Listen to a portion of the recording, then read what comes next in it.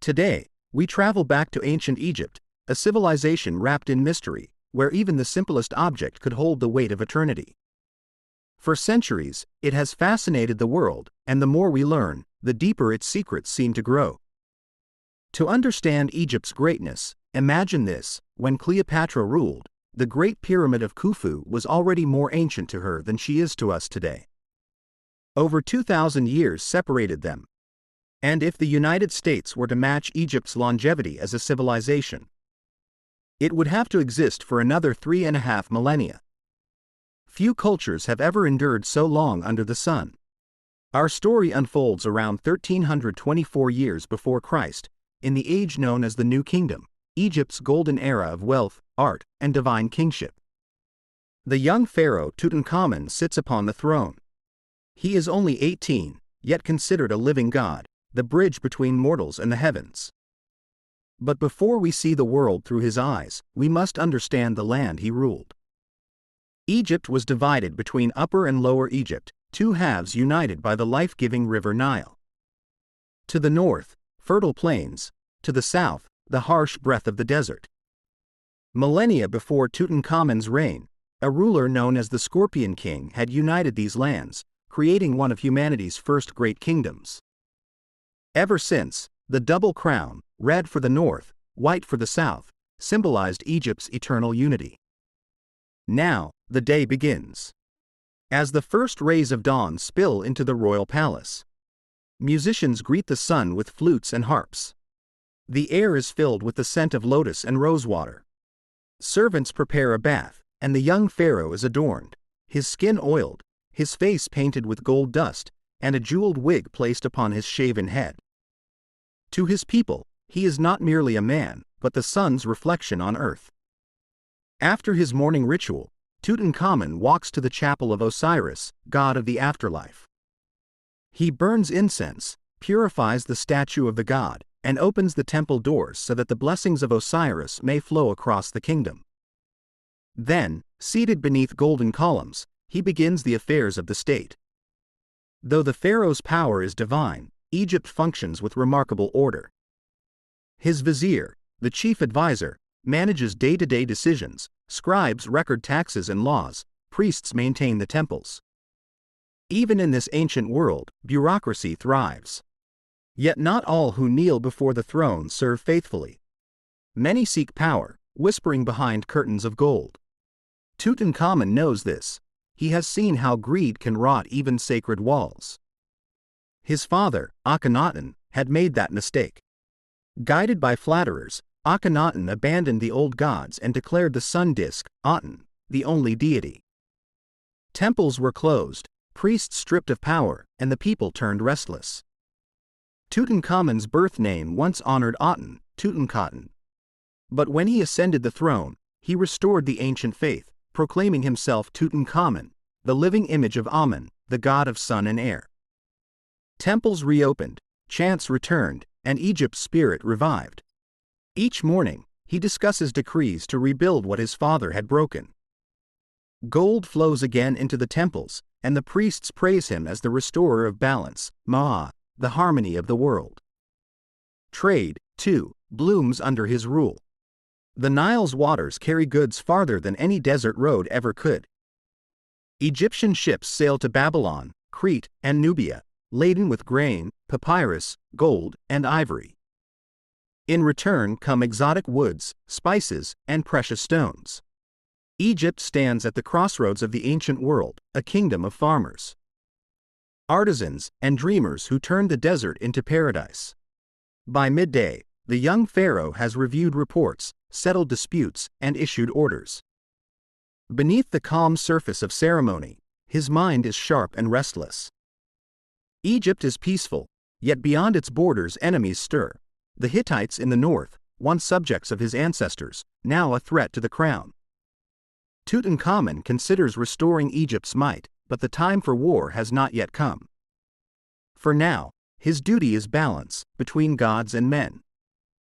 Light and shadow, order and chaos. After hours of council and ceremony, Tutankhamun allows himself a brief moment of rest. To the Egyptians, A pharaoh's dreams were sacred, messages from the gods themselves. Scribes wait silently nearby, ready to record every word he might utter in his sleep. If a dream speaks of building, he orders a temple; if it shows water, he blesses the Nile. Even his dreams become royal decrees. When he awakens, the palace springs to life once more. Servants arrange the royal litter, gilded with gold and lapis lazuli. Carried by his guards, Tutankhamun begins his ritual procession through the capital. Trumpets sound, dancers scatter petals, and the crowd kneels as the living son of Ra passes by. For a brief instant, the mortal and the divine share the same sunlit air. From the palace terrace he raises his arms toward the horizon, offering a blessing to the four corners of the world. Those fortunate enough to witness it believe that his words carry power, that a single glance from the pharaoh can change one's destiny. Stories spread of commoners touched by his hand who later rose to become scribes or priests. To be seen by the pharaoh is to be seen by the gods. As the afternoon light softens, Tutankhamun turns his thoughts to Egypt's strength. He inspects his soldiers, disciplined men trained not only with bows and spears but now with bronze blades and swift chariots. They patrol Egypt's borders, protecting the fertile heartland from northern raiders. There are no great wars under his rule, only preparation, patience, and order. He knows that peace can be as fragile as the desert wind. Within the palace, another force maintains harmony: the guardians of law, Egypt's early police. Many are foreigners or descendants of conquered tribes, loyal only to the crown. They keep the streets calm, the temples safe, and the markets fair. In this balance between might and faith lies the true genius of Egypt. Evening approaches. In the grand hall, a banquet is prepared not only for the living but also for the spirits of the ancestors. Before golden statues of long-gone kings are placed dishes of bread, fruit, and roasted meat. The gods do not eat, yet their essence, the invisible soul of the meal, is believed to feed them. When the offering is complete, the leftovers are shared among the courtiers, a sacred taste of eternity. Music fills the halls. Harpists play soft melodies, dancers move like reeds in the wind, and laughter echoes beneath painted ceilings. After the weight of divine duty, even a god deserves a moment of joy. For Tutankhamun, this is not mere entertainment, it is a ritual of renewal, a celebration of life's harmony under Ma'a. When darkness falls, he walks once more to the temple of Osiris. There, under torchlight, he performs the final rite of the day, bathing the statue of the god and sealing the sanctuary for the night. The fragrance of incense lingers as the doors close, locking the world in silence until dawn. The pharaoh returns to his chambers. Outside, the desert cools, and the stars emerge, ancient witnesses to his brief reign. Each shines upon a civilization already older than memory itself. In the centuries to come, Tutankhamun's name will fade into dust. His temples will crumble, his statues buried, his life forgotten. But destiny has a strange way of granting immortality. More than 3,000 years later, in the year 1922, his tomb will be found almost untouched, its treasures gleaming as if the sun had just risen upon them.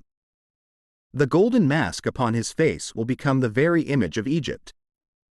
Serene, eternal, and filled with mystery.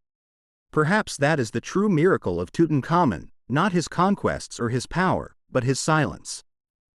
He was not a warrior or a builder of empires, yet through death he achieved what few ever could: everlasting wonder. He became the guardian of Egypt's memory, the boy who carried the weight of gods, and the man whose rest awakened the imagination of the world. And now, having walked one day in his footsteps, we too have touched a fragment of eternity. If this journey through time moved you, remember to leave your mark of light. For in the end, every story, like every kingdom, lives on only as long as someone remembers. May the light of Amen be with you, until our next voyage into the past.